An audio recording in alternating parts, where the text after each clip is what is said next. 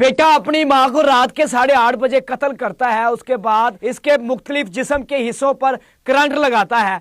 Current लगाने के बाद इसको बोरी में पैक करता है, फिर किसी रेडी पे रख के कब्रिस्तान में लेकर जाता है। वहां पर जो इसके बाप की कब्र होती है उसके कदमों में इसको दफन करता है और अपने बाप को कहता है कि अब्बा जी, जो आपने काम अधूरा छोड़ा था वो मैंने आज पूरा कर दिया। आप लोग हैरान होंगे कि आखिर ये क्या वजह बनी।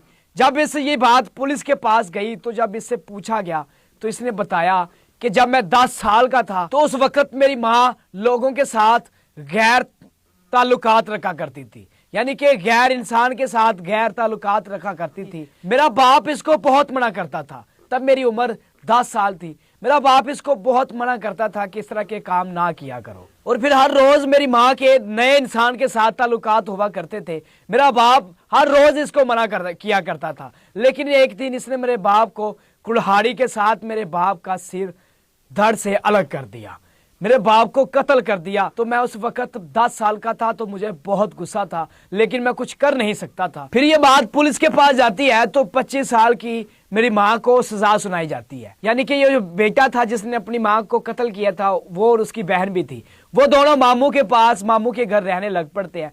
कुछ टाइम गुजरता है, यानी कि कुछ अरसा गुजरता है, कुछ साल गुजरते हैं।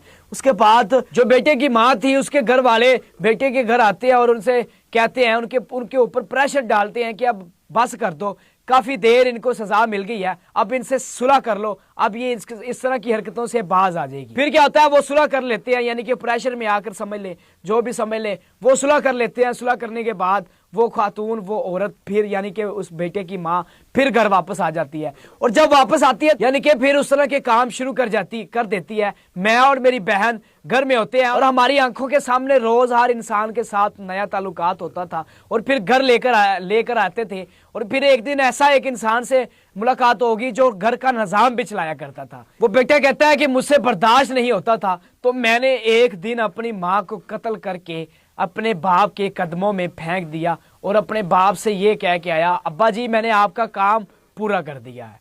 ये हालात है हमारे मुल्क पाकिस्तान के।